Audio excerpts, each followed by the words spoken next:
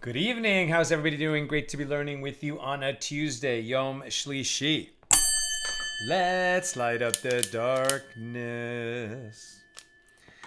Who's in the house on a Tuesday? Stephen in New Hampshire, Nancy, North Carolina, Yehuda in South Carolina, Melissa in Great Neck, Paula in the Great Northwest, Shendor in the Bronx, Joe in the Inland Empire, Lucy, Minnesota, Joseph in Nevada, Johnny in Bethel Park, PA, Lorraine in Texas, Bella in Florida, Bill in mid-Missouri, Gail in Kansas City, Sharon having her 46th wedding anniversary. Mazel tov. Beautiful. Mazel tov to you and Ken.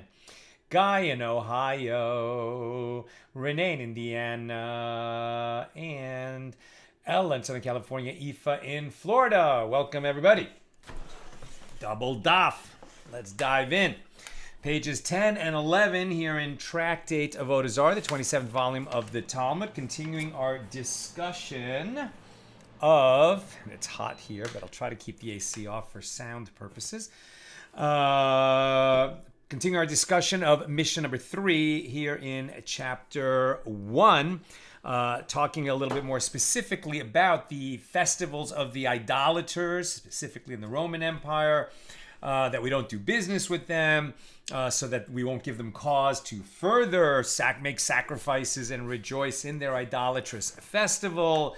So we've been talking about, well, what are the idolatrous festivals of the Romans and other idolaters?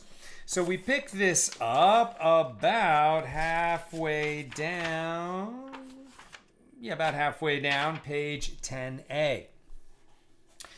One of the festivals listed in the Mishnah is the day of the festival genusyah of their kings, right, of idolatrous kings. So the Gemara asks, what is meant by the day of genusyah of their kings? So Rav Yehuda says this is referring to the day on which the idolaters appoint and crown their king. And so the Gemara asks, but isn't it taught in a Baraisa that two festivals are the day of the genusyah and the day on which the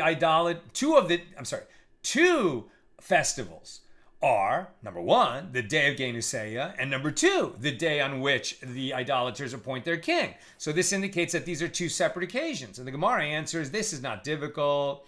The day of the genusyah, is referring to the coronation of the king himself.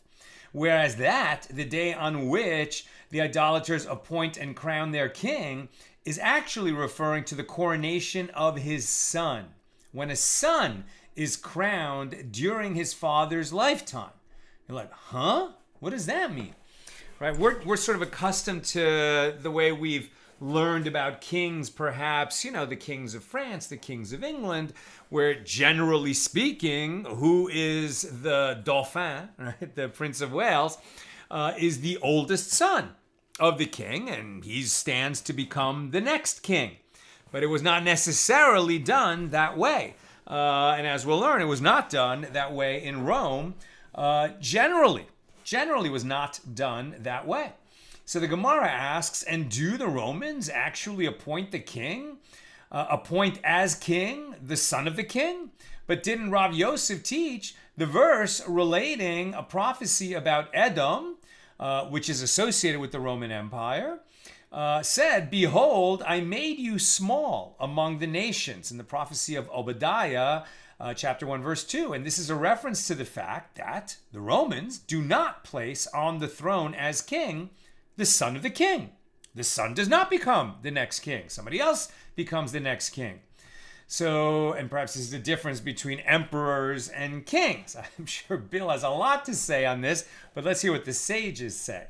The continuation of the verse, you are greatly despised, is a reference to the fact that the Romans have neither their own script nor their own language, but they use those of other nations. And the Gemara therefore rejects the explanation of the Baraisa that distinguishes between the coronation of a king and the coronation of the king's son.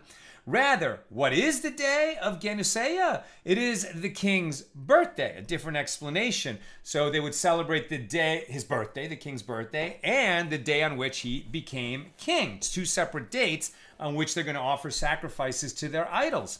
So the Gemara asks, but isn't it taught in the Baraisa, two festivals are the day of genusyah and the birthday? So once again, these two events cannot be the same. So the Gemara answers, it is not difficult. This, the day of genusyah, is referring to the birthday of the king himself, whereas that, the birthday mentioned in the Baraisa, is referring to the birthday of his son. So the Gemara further asks, but isn't it taught in the Baraisa the day of genusyah of the king, the day of genusyah of his son, and the king's birthday, and the birthday of his son? Sounds like this term, genusyah, cannot be either his or his son's birthday. Rather, what is meant by the day of genusyah? It in fact is referring to the day on which the idolaters appoint and crown their king. And the fact that a Baraisa mentions both the day of genusyah and the day on which the idolaters appoint and crown their king is not difficult, as this, the day of genusyah, is referring to his own coronation, whereas that, the day on which the idolaters appoint and crown their king, is referring to the coronation of his son. Well, isn't that just the next king? What are you talking about? And what they're getting at, and you actually saw something like this, right, in Gladiator, right? At least in the new Gladiator movie, I think in the original one too, and a bunch of these Roman movies, right, where somebody adopts a son. Right? Somebody adopts a son. I think Ben-Hur, definitely. Ben-Hur was that same idea. He was a slave, but then his master really, took to him and said, oh, this slave is not like my other slaves, and he's not like, the wicked and poaching and, only interested in money relatives of mine. This is a much more worthy and honorable person, and then he adopts him as his son. And in a similar manner, if the emperor had the opportunity, he would pick his successor to rule in his stead. And it was like he was adopting him as a son, but then he would become the next emperor. Or sometimes, if he had a son that was worthy enough, and he could, sort of gather enough support to have his son succeed him as the next emperor, he'd have to gather support in the Senate.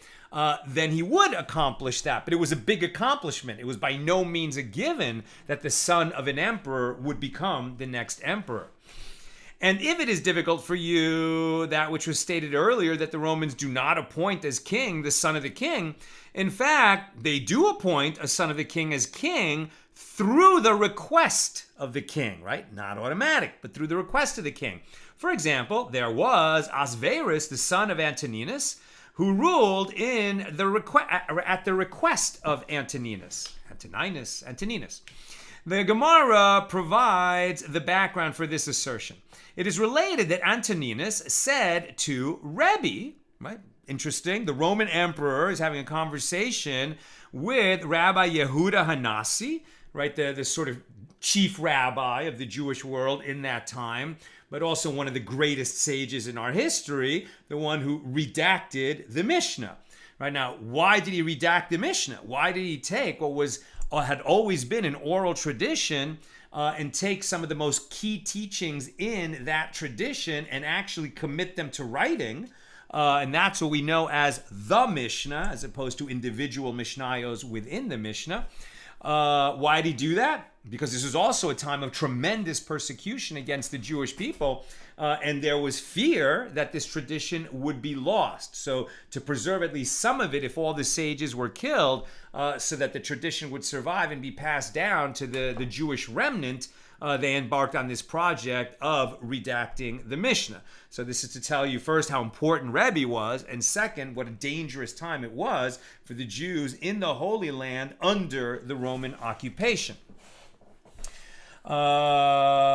Okay, so the Gemara provides the background of this assertion. It is related that Antoninus said to Rebbi, I wish for Asverus, my son, to rule instead of me, which is interesting. Instead of me or after me?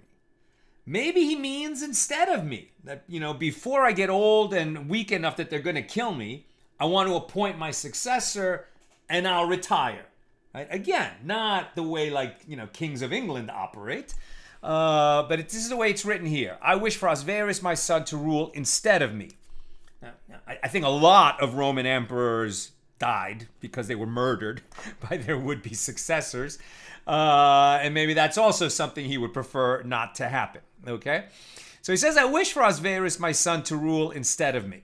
And that the city, Tiberias, right? Tiberias, in the Holy Land, be released, and the word for that is kelanea, from paying taxes. Now, this word kelanea is interesting. It's related to the word colony. But what it refers to is a colony of retired Roman soldiers that when Roman soldiers, spent their whole life fighting for and expanding the Roman Empire, when they would go into retirement, they sometimes were permitted, they were given the gift of living in a city of like-minded retired soldiers like them who were excused from paying taxes. So this word kelanea, referring to this colony of former Roman soldiers, acquired in general speech the meaning of that a freedom, a kind of a freedom. Right? The word for colony, colonization, colony, actually is used. One of its meanings is freedom, and it means freedom from taxes. Okay, so what's going on here? So he wanted Tiberias to be released, kelanea, from paying taxes. And if I tell the Roman Senate one of my wishes, they will do as I wish. But if I ask for two of them, they will not do as I wish, right? So the emperor does not have absolute power. He has to deal with the Senate, and he feels that he can get them to either appoint Asverus as his successor or to release Tiberias from paying taxes, but not both. So Rebbi conveyed his answer in the following manner. He brought a man, placed him on the shoulders of another man, and put a dove in the hands of the one on top. And he said to the one on the bottom, tell the one on top that he should cause the dove to fly from his hands. He conveyed his answer in the following manner. Now, I don't think he's, tell Antoninus that my answer is someone brought a man and put another man on his shoulders and put a dove in the hands of the man on the shoulders and tell the man on the bottom to tell the man on top to release the dove. I think he actually did that. He demonstrated by bringing a man with another man on his shoulders, and the man on top was holding a dove, and then he told the man on the bottom, tell the man on top to release the dove.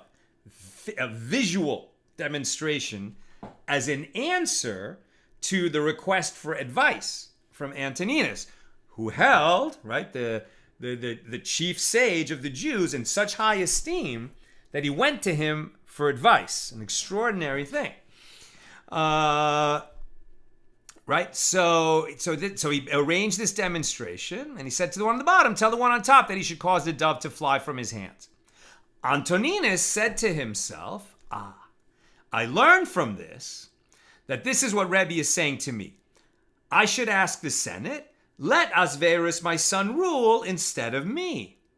And then I'll say to Ahasuerus, once he becomes emperor, release Tiberias from paying taxes. Antoninus also said to Rebbi, went to him for advice on another matter.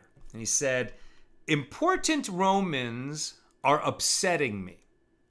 Now, when a Roman emperor says that people are upsetting me, that's not the same as, I'm annoyed by people in my business or in my neighborhood. Different meaning. Important Romans are upsetting me. What can I do about them? So Rebbi brought him to his garden. And every day he uprooted a radish from the garden bed before him. He just brought him to the garden and he just took out one radish and then they left. And Antoninus said to himself, I learned from this that what Rebbi is saying to me is I should kill them one by one and not incite them all at once. And that's what he did. Now we're on page 10b. So the Gemara asks, well, why did Rebbi give his answers to Antoninus in this, elliptical manner with like a visual demonstration without ever saying a word, trusting that Antoninus would get the message, even though he never said a word, and the demonstration could have been interpreted in lots of different ways. But I guess, Antoninus was smart enough, they had a good enough relationship that Rebbi was confident that Antoninus would get the correct message from this little demonstration. So the Gemara asks, but why not let him just say his advice explicitly? Why did Rebbi answer in such a circumspect way, which could have been interpreted incorrectly? And the Gemara answers, Rebbi said to himself, if I answer openly, those important Romans might hear me and will cause me anguish, right? If people figure out that Antoninus is executing important Romans based on advice he got from, this Jewish sage, it was not going to go well for Rebbi. So the Gemara asks, well, but then why not just let him say his advice very quietly? Just whisper it to Antoninus. No one else has to know that Antoninus was consulting with Rebbi. And the Gemara answers, Rebbi was still worried that they might hear what he had said, because it is written, quote, curse not the king, no, not in your thought, and curse not the rich in your bedchamber, for a bird of the air shall carry the voice. And that's from Koheles 10:20, or also same name. That's the Hebrew name of Ecclesiastes. Now that is some good advice right there. Right? How can a secret be kept? Two people can keep a secret if one of them is dead. Right? There's an old saying like that. But no matter how quiet and how careful you are, if what you're whispering about is going to end up causing injury and damage, even deservedly so, but injury and damage to some other party, there is a very real and perhaps probable danger that they will hear about it. The Gemara relates, Antoninus had a certain daughter whose name was Gira, who performed a prohibited action, i.e. she engaged in promiscuous intercourse.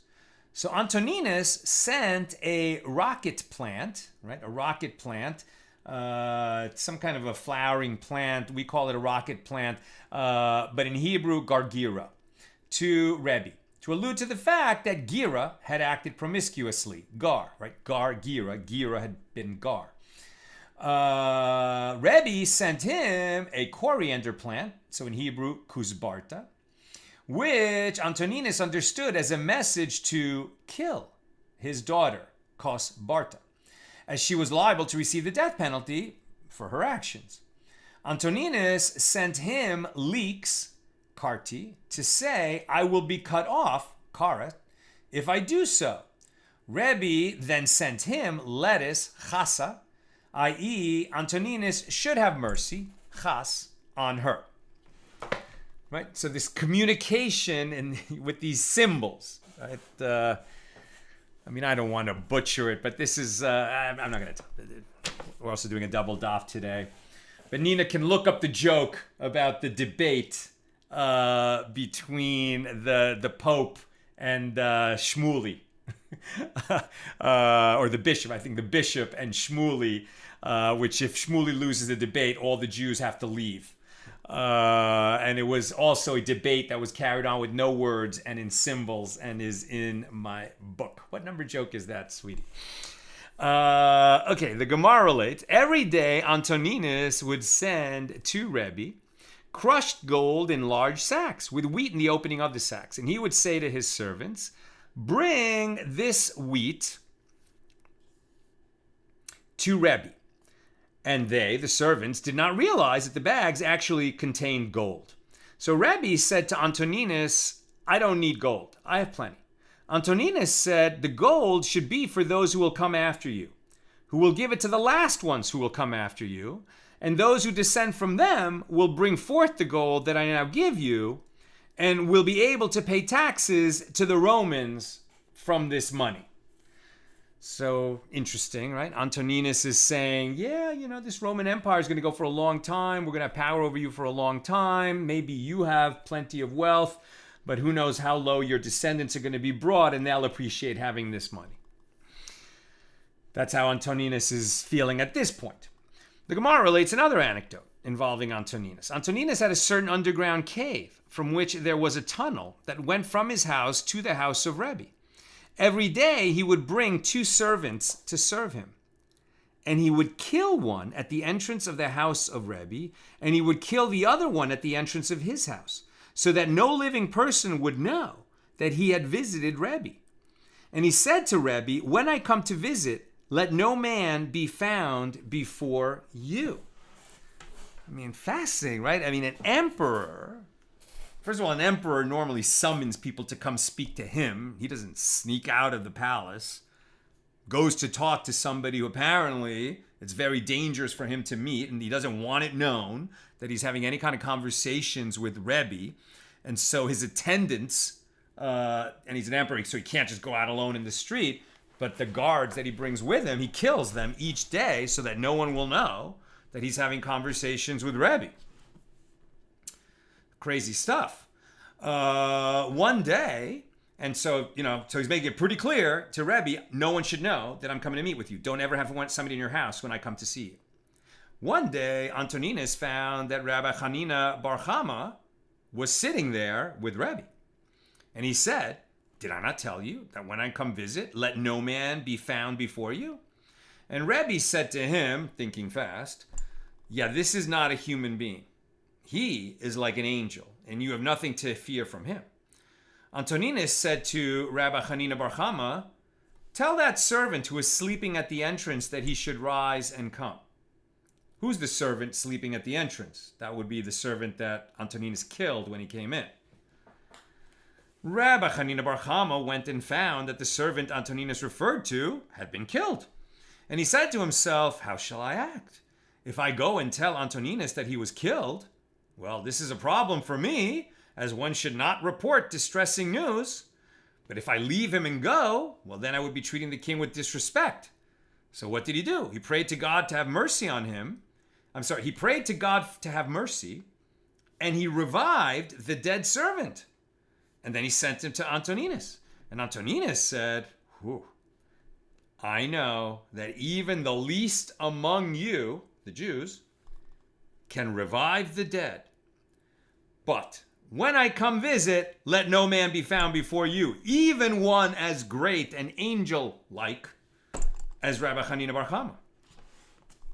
The Gemara relates, every day Antoninus would minister to Rebbi.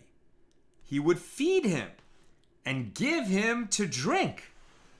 So Antoninus would come to Rebbi's house, presumably Rebbi's older than Antoninus, but he treats Rebbi with such respect that he's acting like a student, like an acolyte, right? Serving his master. This is the emperor of Rome, acting like a servant of Rebbi. When Rebbi wanted to ascend to his bed, Antoninus would bend down in front of the bed and say to him, ascend upon me to your bed. In other words, he would act like a footstool. Rebbi said in response, it is not proper conduct to treat the king with this much disrespect?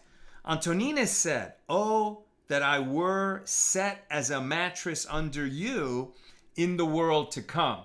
In other words, he's saying he gets, right, that the Torah is true. That's what's happening here. He may have been born a Roman and he's now caught. Like, he would become a Jew if he could, but he has other obligations. He's the emperor. So as emperor, he's not going to be able to convert to Judaism and, get a place in the world to come as a Jew. So what he's trying to do is earn merit for himself. And remember, you don't have to be a Jew to have a place in the world to come. We learned that in Tractate Sanhedrin. But as a Roman, he's also practicing idolatry constantly. So he is not following the Noahide commandments. And that's why he's just trying to acquire merit any way he can in order to outweigh all his sins as an idolater. And so part of this effort is acting as a servant, privately, of course, to Rebbi. On another occasion, Antoninus said to Rebbi, "Will I enter the world to come? Do I have any chance of having a place in the world to come?" And Rebbi said to him, "Yes." Antoninus said to him, "But isn't it written, 'And there shall not be any remaining of the house of Esau,' in Obadiah 1:18. So Rebbi answered, "The verse is stated with regard to those who perform actions similar to those of the wicked Esau, not to people like you." It doesn't matter what nation you're born into. You can become a righteous Noahide, a righteous Gentile. Just don't commit idolatry, don't murder, don't rape, don't steal. Acknowledge that there is one God in the world. Establish courts of law. Don't eat a limb from a living animal. And you can have a place in the world to come. And this is also taught in a Baraisa. From the verse, "And there shall not be any remaining of the house of Esau," one might have thought that this applies to everyone descended from Esau, irrespective of an individual's actions. Therefore, the verse states, "of the house of Esau," to indicate that the verse is stated only with regard to those who continue in the way of Esau and perform actions similar to those of Esau. Antoninus said to Rebbi, "But isn't it written in the description of the netherworld, 'There is Edom, her kings and all her leaders,' from Ezekiel 32:29. Not there is, but there is Edom. Like Edom is headed toward the netherworld. Is this Sheol here? Well, it's not written in this part, we'll just keep going. It doesn't say whether it's Sheol or Gehenna, but here the translation is netherworld, right? So Rebbi said to him, that verse states her kings, but it does not state all of her kings. And likewise, it states all her leaders, but it does not state all of her officers. Some of them will merit to have a place in the world to come. And this is also taught in a Baraisa. The verse states her kings, but not all her kings, and all her leaders, but not all of her officers. So the inference learned from the wording of the verse, her kings, but not all of her kings, this serves to exclude Antoninus, the son of Ahasuerus, and the inference from the wording all her leaders, but not all of her officers, this serves to exclude the Roman officer, Ketia, the son of Shalom. This was a Roman officer who saw the truth in Torah and converted to Judaism. And the Gemara asks, what is it that occurred involving Ketia, the son of Shalom? As there was a certain Roman emperor who hated the Jews, and he said to the important members of the kingdom, if one had an ulcerous sore rise on his foot, should he cut it off and live, or leave it and suffer? They said to him, he should cut it off and live. Well, the ulcerous sore in his question was a metaphor for the Jewish people whom that emperor hated and sought to eliminate as a cause of harm for the Roman Empire. So Ketia, the son of Shalom, said to them, it is unwise to do so for two reasons. One is that you cannot destroy all of them, as it is written, Zechariah 2:10, for I have spread you abroad as the four winds of heaven, says the Lord. And he clarified, What is the verse saying? Shall we say that the verse means that God has scattered them to the four winds of the world? If so, this phrase, as the four winds, would be inaccurate, since it should have said to the four winds. Rather, this is what the verse is saying. Just as the world cannot exist without wind, so too the world cannot exist without the Jewish people, and they will never be destroyed.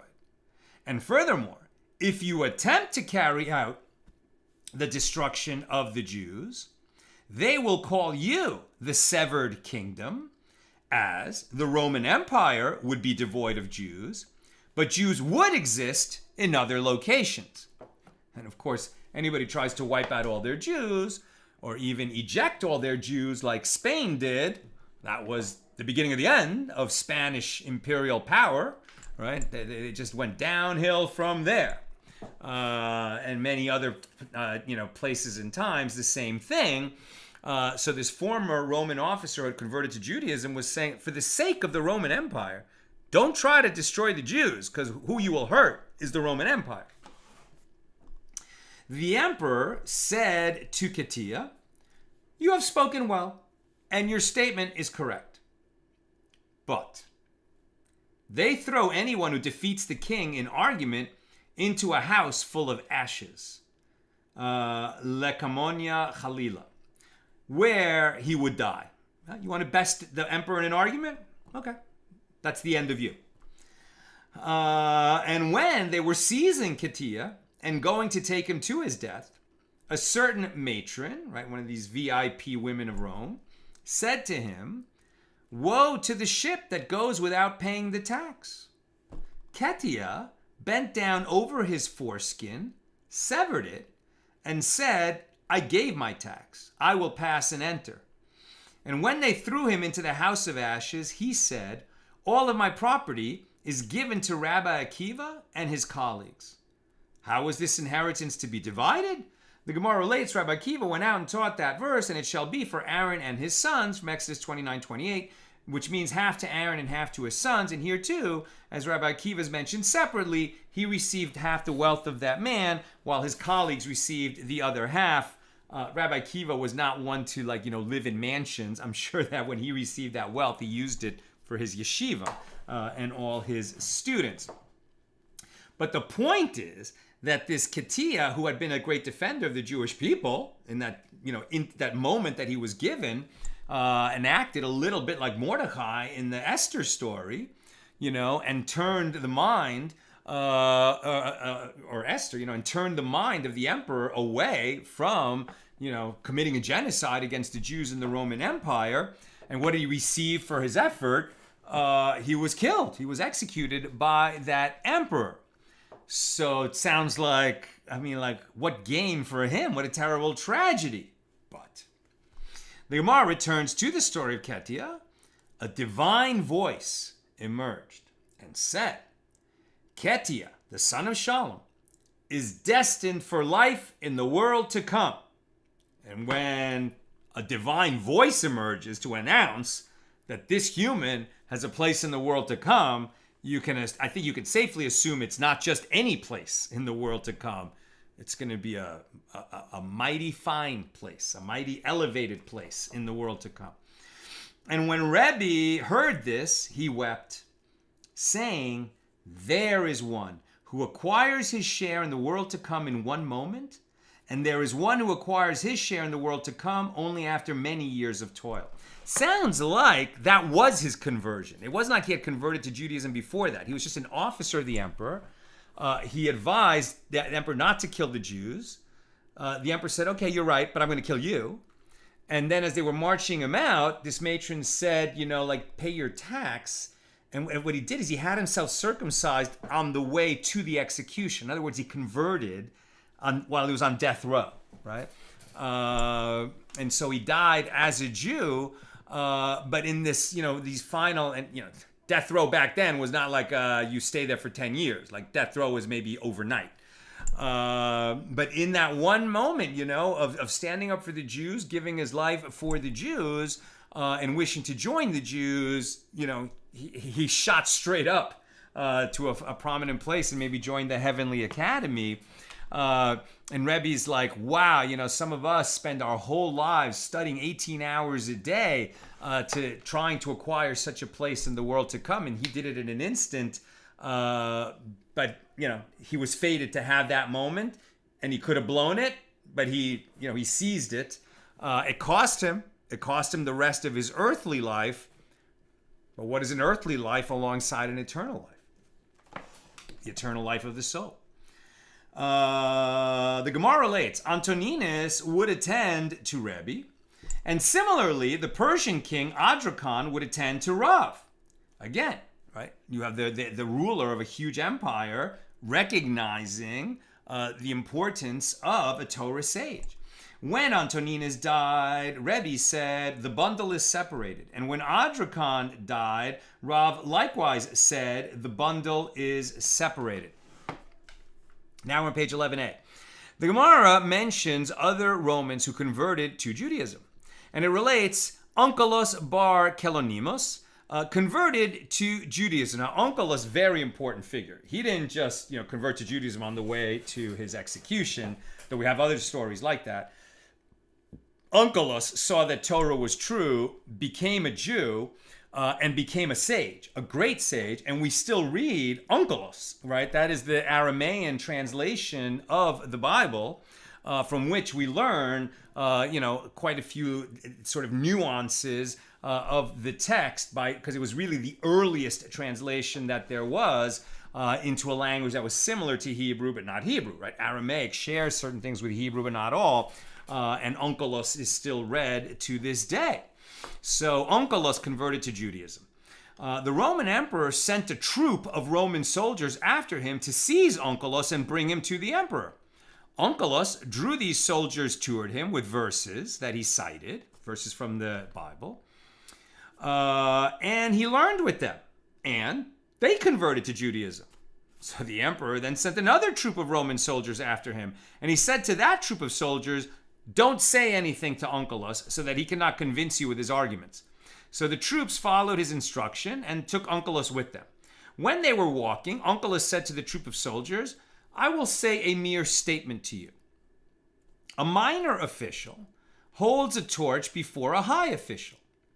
The high official holds a torch for a duke for the governor, and the governor for the ruler, right? Like if two people are going to be walking down a dark street, and one of them is more powerful than the other, who holds the torch and lights the way? The one who is less powerful, right? He holds the torch for the one above him. Does the ruler hold a torch before the common people? Clearly not, right? The common people would hold a torch for the ruler. The soldiers said to Onkelos, no, the ruler does not hold a torch for common people. Onkelos said to them, and yet the Holy One, blessed be He, holds a torch before the Jewish people. As it is written, Exodus 13:21, and the Lord went before them by day in a pillar of cloud to lead them along the way, and by night in a pillar of fire to give them light. You can imagine that this is the beginning of a long conversation, and this second troop of Roman soldiers all converted to Judaism. The emperor then sent another troop of soldiers after him to bring Onkelos and said to them, do not converse with him at all.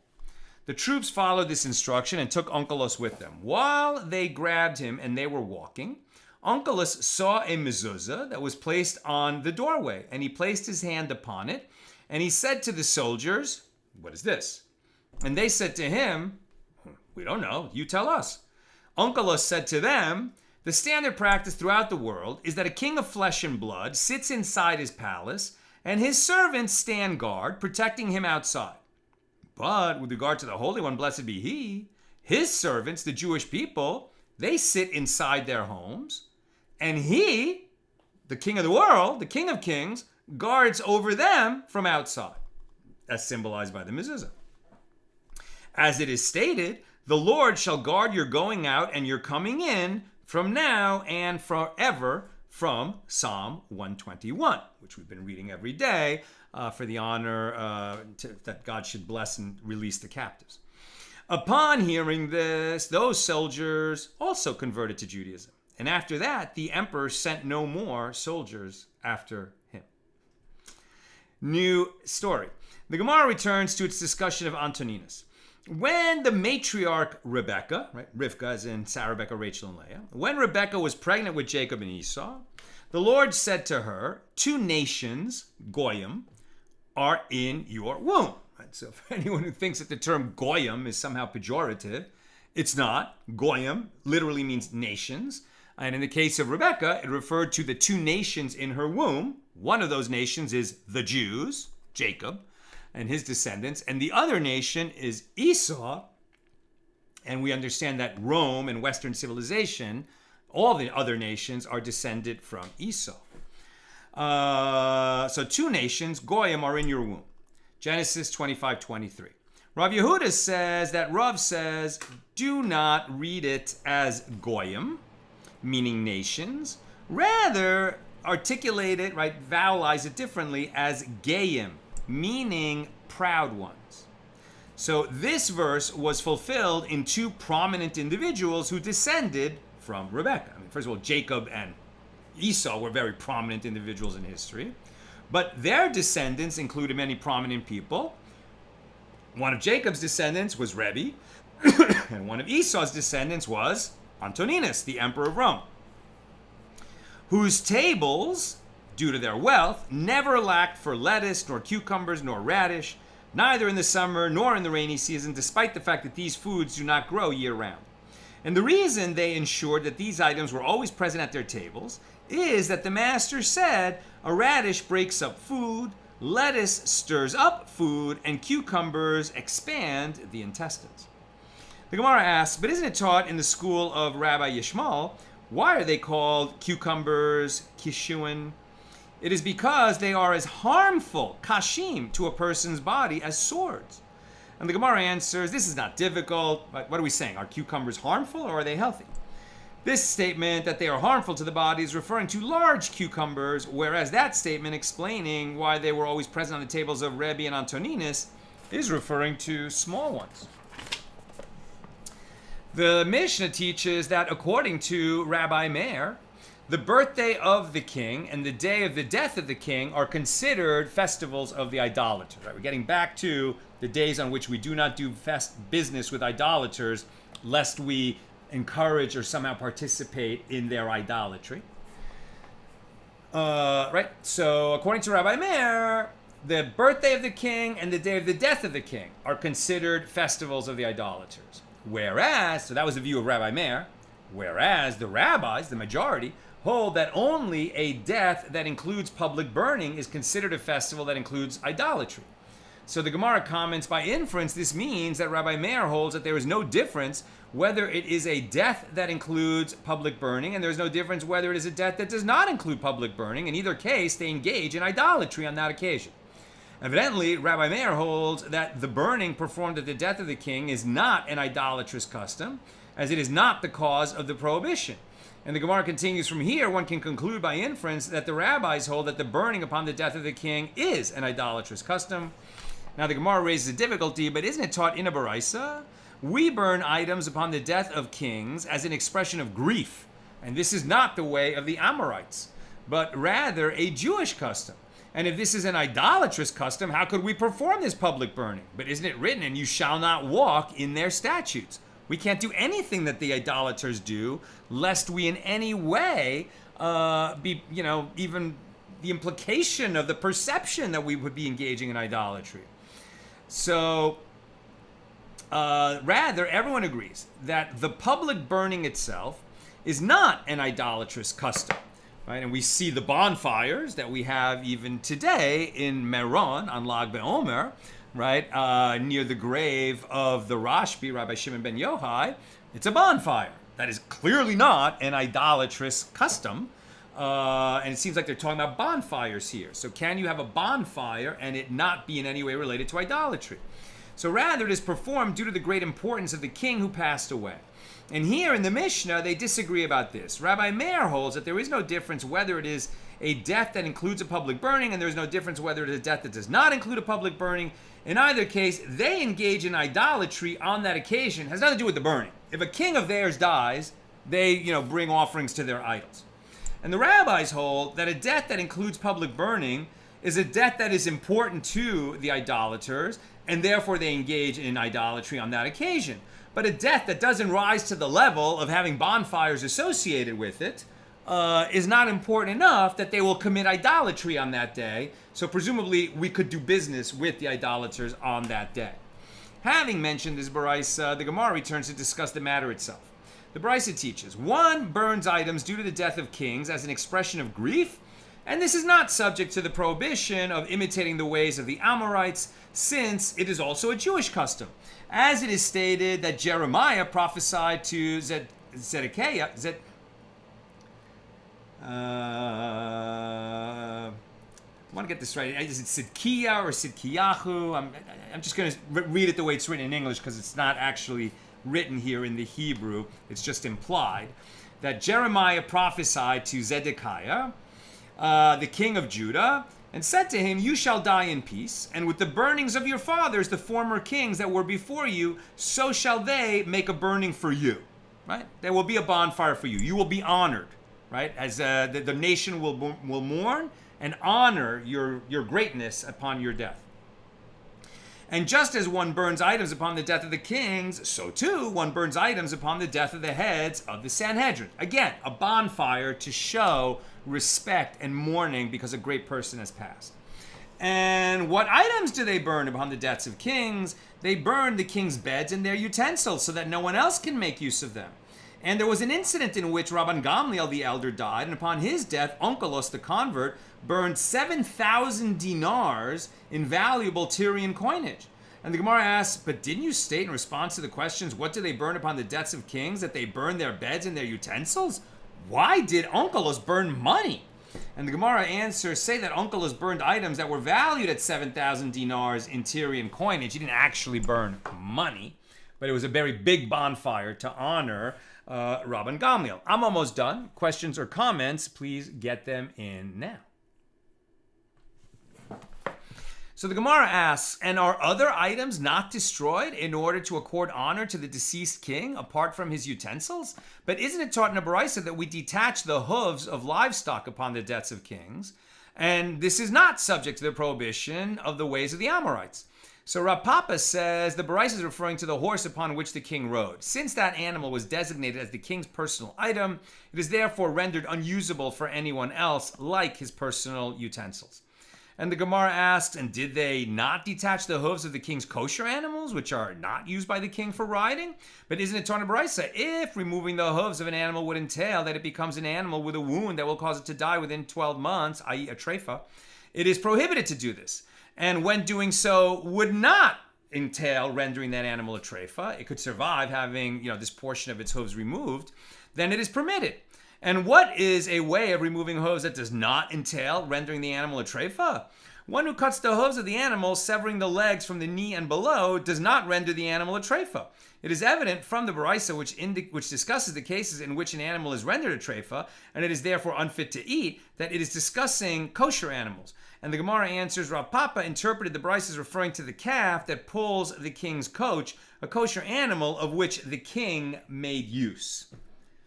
Odd customs from the ancient world, but there were a lot of customs in the ancient world that would seem very cruel to our ears, but this is something that they did, to honor a king when he passed, so that nobody else would use these accoutrements, including, the king's car, as it were, but they didn't have cars, they had horses and chariots, etc.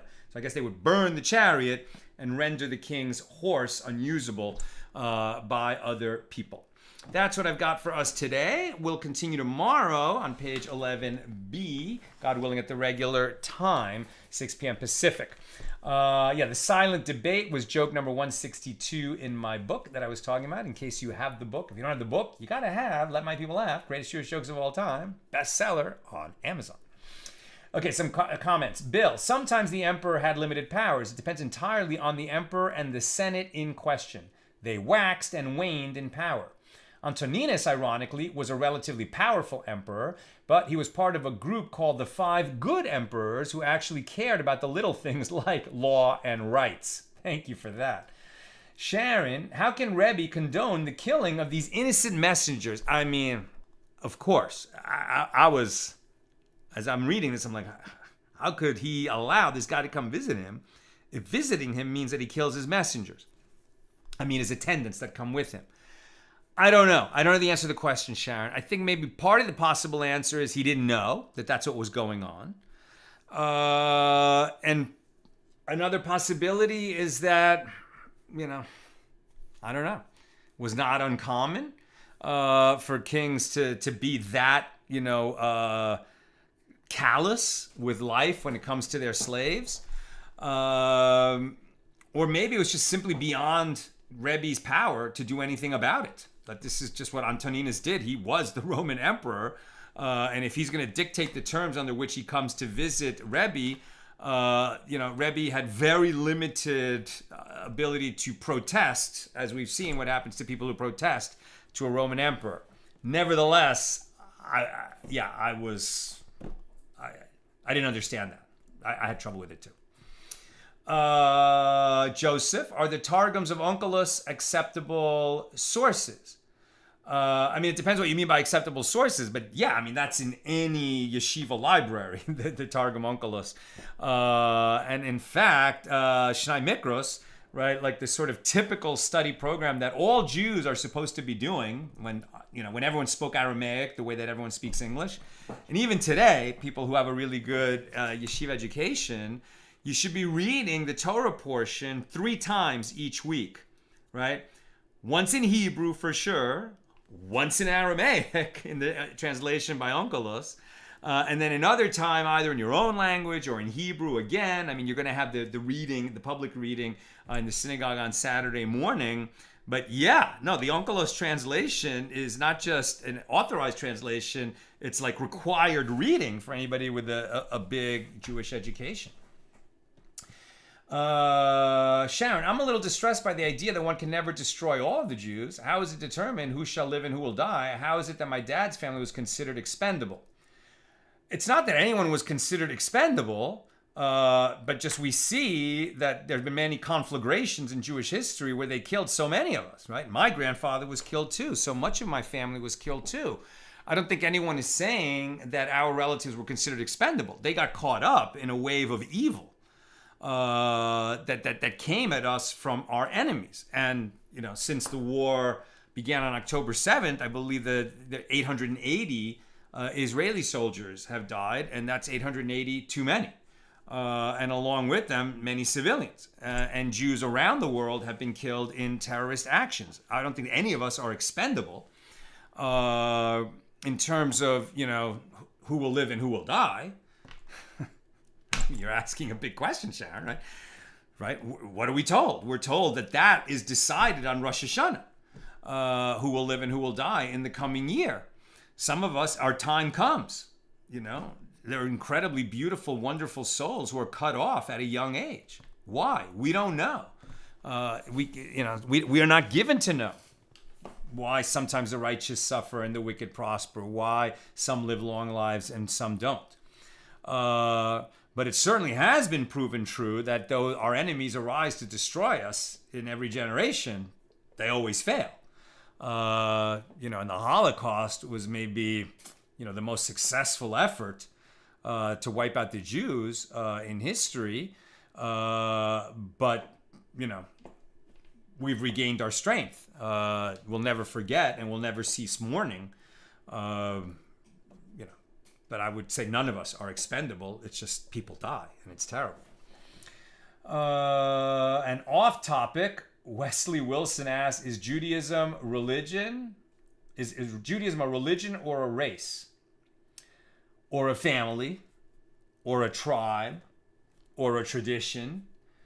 And these answers are all yes and not quite, right? It's not a people like any other people, right? We're understood to all be the descendants of Abraham, Isaac, and Jacob, and so in that sense, it's a family.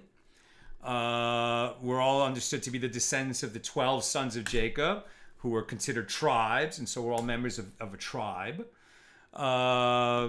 You can convert to Judaism, and then that doesn't mean that you've taken on a new religion. It means that you've been adopted into this family. It's much more than just a religion.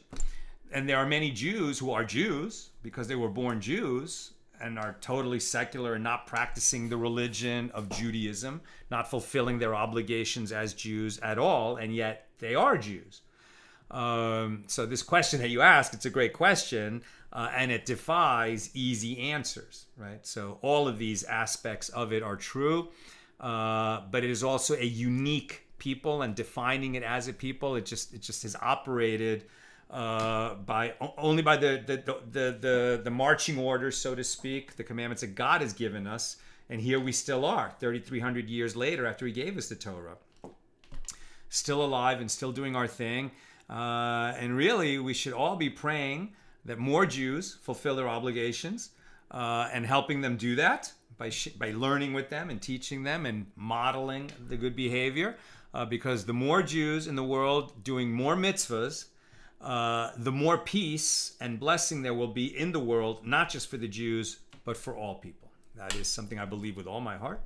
And we're very grateful to our allies, especially the Christians who stand with us at this time in America, who stand by the Jews, but people of all religions who stand with the Jews and don't buy into the lies, the terrible lies that are being told about Israel and the Jews around the world in this time of mounting danger. So let us stand side by side, let us learn together, and let us build peace together. And may we soon witness a peace, that settles over the entire world. The coming of Mashiach, Tzidkenu, may it be speedily soon in our times. And we say Amen. All the best.